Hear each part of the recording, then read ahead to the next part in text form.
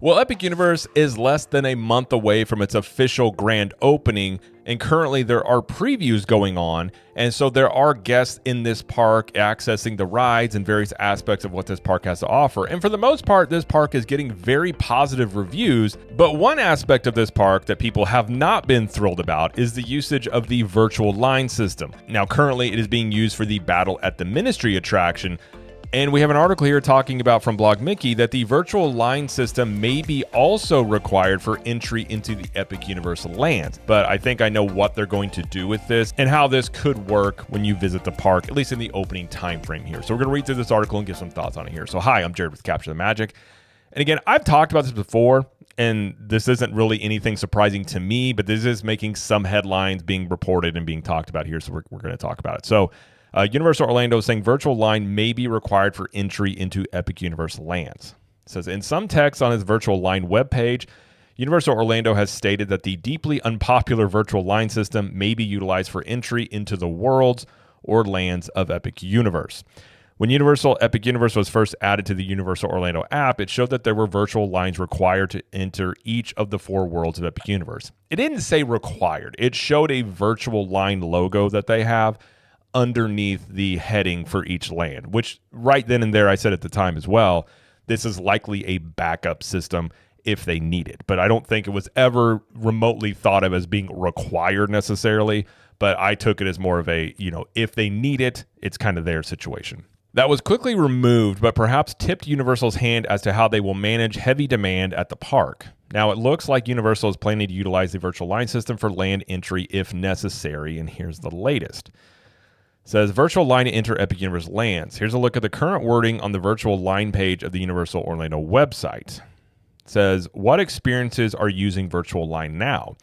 Virtual line return times may be used for various experiences, including select attractions and entertainment throughout Universal Orlando Resort, as well as world entry at Universal Epic Universe. It says, be sure to check the app for the most up-to-date details. So turning to our thoughts for a moment, we think that this is simply a CYA situation, which would be cover your rear end situation. I hope that Universal Orlando Resort never finds itself in a situation where it will need to deploy its severely broken virtual line system to manage land entry. Right now, the virtual line system is in use for the Amazing Harry Potter and the Battle at the Ministry attraction, and it is an atrocious guest experience. We want to visit one more time before we write about it, but it has been a bad experience so far, very reminiscent of the earliest attempts at Walt Disney World made with the virtual queue for Rise of the Resistance. Anyway, the virtual line system is bad, and we hope it can be phased out quickly for both the Battle to Ministry attraction and any thoughts of Universal utilizing it for entry into the immersive worlds of Epic Universe. That said, we would be okay with a gated entry system for lands under one condition. Epic Universe was uniquely designed to have portals into each world or land at a theme park except one, Celestial Park. I think Universal is still trying to figure out how it'll use Celestial Park in the short term, but a long-term play could be to open it up to the public for free in the evenings to drive visitation to the park. Where I would be okay with gated entry into the lands is if Universal Orlando rolled out a dynamic and innovative ticket type that would allow guests to purchase tickets to individual lands in addition to the entire theme park. I think that this idea, which has been floated by theme park fans for a while, would allow for not only a more traditional theme park experience as the case right now, and will likely be for the case for a while, but also a non-traditional experience where Universal adds a more table service options to Celestial Park and treats it almost like a boutique City Walk experience. While it's fun to dream about what could be, I think that the operational reality will be that virtual line could be used for land world entry at some point in the first few days of park operations following the May 22nd grand opening later this month. Moving forward, I don't expect the Universal Orlando will experience a crush of guests at Epic Universe, and the virtual line concept for crowd management during normal theme park operations could evolve into something like a land-by-land access system that could create a very unique theme park experience in the future. I do not want to see that. That has been a long rumor that has been out there since this park was being built, that Celestial Park was going to be essentially like everybody could get into it, and then you would have to have essentially a ticket to get into the portals. I personally think that would just be a mess if they did that, because I don't even know how you would handle parking. Like all these things that would go into that, I think it would just become just slammed with people in there.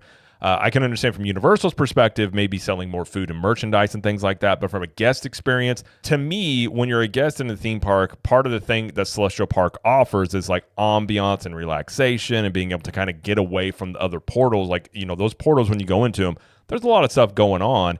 And having Celestial Park there, we can kind of sit around the fountain, get a bite to eat, get a drink, and just kind of relax, I think is a great element of this theme park. I think if you opened this up to where just everybody could come in to check it out, it would make Celestial Park just become a bustling hub and not what it was designed for. Now, I understand the whole thinking of it being like a city walk type experience and wanting to sell, merchandise and food options. I get that. But at the same time, I don't think Celestial Park has enough food offerings and things of that nature to really handle like a massive amount of people that would come in. Because I think if you did this, you would just get a bunch of people coming in to eat the food, to hang out in the land. And instead of being a relaxing atmosphere, it would become lines for food just going on forever. You wouldn't be able to get a spot for anything. Like, it would make Celestial Park just as busy and non-relaxing as the portals are when you go into them. So personally speaking, I don't think that's a great idea, at least from a guest experience. I get it from a business standpoint. But I think likely what we've heard is that there are plans to create almost a second city walk over in this area. Because again, where Epic Universe is built, they have over like 800 some odd acres at this point for this area, and Celestial Park is only 110 acres. A lot of this is being used for future hotel expansions, park expansions, and other things they may do here. And one of those, rumor out there is that they could do a City Walk 2.0. So they have the land and area to be able to add that in at some point in the future, which I think they probably will. So personally speaking, I just don't like the idea of Celestial Park just being this open hub where everybody can go into it. City Walk is obviously similar in terms of you're in this hub, you can go into the parks themselves, but it's also different when you're going into a whole theme park and not just individual lands. I just feel like that would create quite a potential cluster, if you will. Now, maybe when the park calms down or maybe in the slow times, they could do something like that. Like, I'm not saying they won't do it. And if they do that, I'll obviously wait and see what that is like if they were. But I personally just don't think that that's something they're going to implement, at least in the near future. When it comes to virtual lines, virtual queues, I'm not a fan of them. I understand why theme parks utilize them whenever, due to demand and things like that. But for the most part, when it comes to an attraction, I think most people, myself included, fall into the thing of if it's an attraction I really want to do, if it's a headlining attraction, I'll take my chances of just waiting in a longer line if it's something I really, really want to do, versus just basically having a virtual lottery about who gets to ride it. And I think that leaves a lot of guests really frustrated if they're really dead set on riding an attraction and they just simply can't because they couldn't work the app correctly, if there was an issue with the app. So I think from a guest standpoint, no virtual queues is best, but I do understand from an operational standpoint at times why theme parks use them. And I think more or less they're just trying to use it on an as-needed basis, and currently they feel they do need it for Battle at the Ministry. As I do think if it was just a regular standby line, and if it had to go down, they'd have to just get rid of everybody out of that queue. That can cause a lot of issues of just a mass of people leaving a ride at the same time, wait times in other places. So that can cause a lot of park flow issues and obviously frustration amongst the guests. So either way, they could be looking at this saying people are going to be frustrated one way or the other.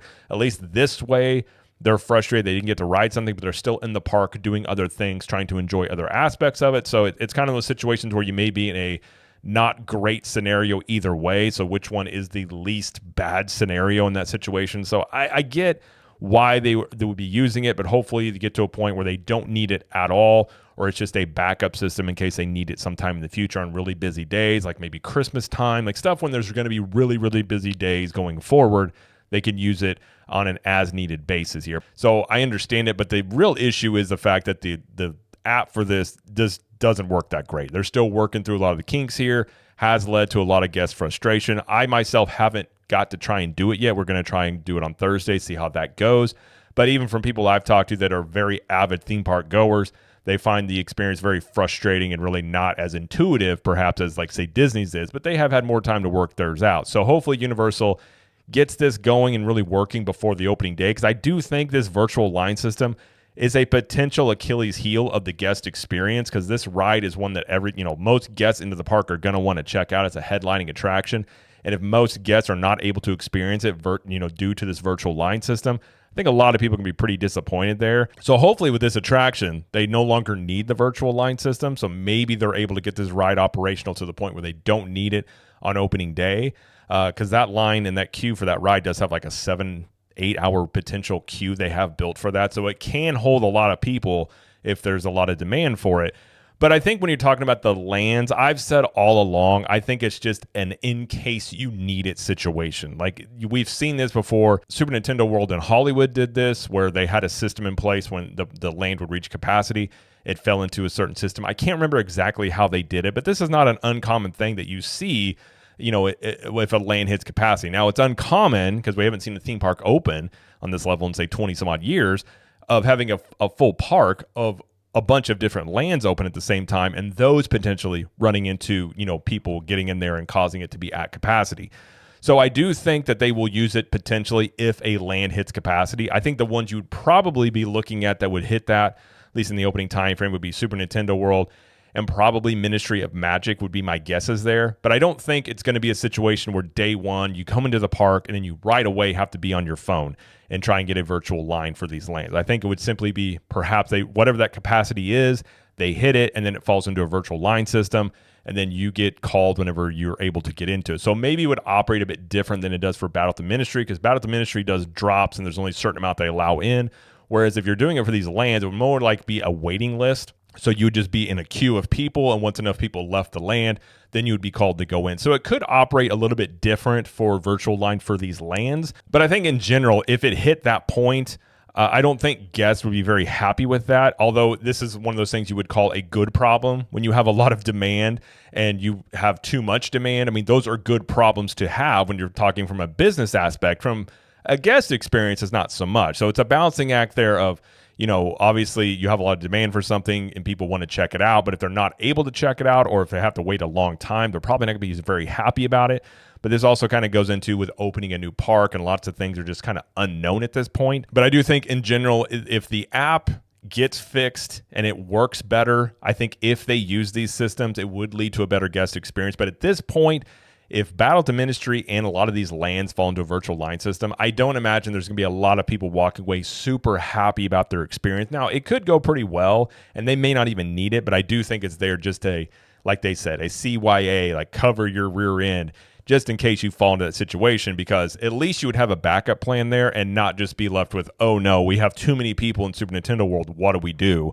And then you're falling into the kind of like chaos of trying to handle that. So I think at least being prepared for it with the systems they have in place, is better than not having one. But I do think if they knew they were going to do this all along with these virtual queues, potentially, that they should have worked on the app a little bit more. But maybe this is also too, like you're having these previews going on to test some of these elements and they're getting real-time feedback. So perhaps they're working with their programming teams on the app side to really try and fix some of these issues. So there's still weeks left before this park opens. They could iron out a lot of these issues and try and make the guest experience better. But as of right now, it's not a great experience from what I have heard. I'll give my feedback when we go on Thursday.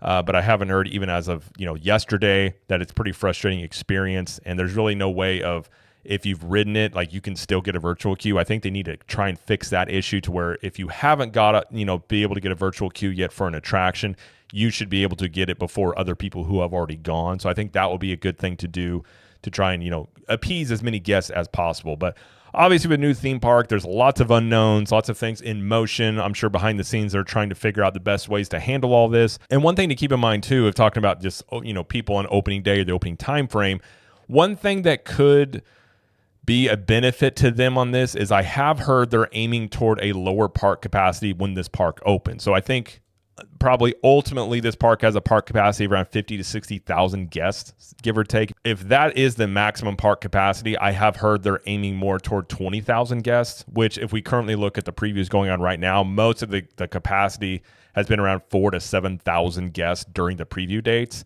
which would be, more than double at that rate already. And we're already seeing pretty long lines sometimes due to the rides going down. But if they are aiming for a lower park capacity, that would make sense if they're worried about, not knowing where the crowds flow. They may not know exactly like which lands do people tend to go to first. How does this look on a given day? So if they are aiming for the lower park capacity, they could alleviate some of the need potentially for a virtual line into some of these lands. But that is just a rumor that I've heard. Nothing official has been said, and probably Universal won't come out and say that. But that could be something that helps the opening time frame if they don't go for a maximum capacity, kind of go on the lower end while they're trying to really work out a lot of the park operations, once they get bigger crowds in there, because we actually don't know either during these previews.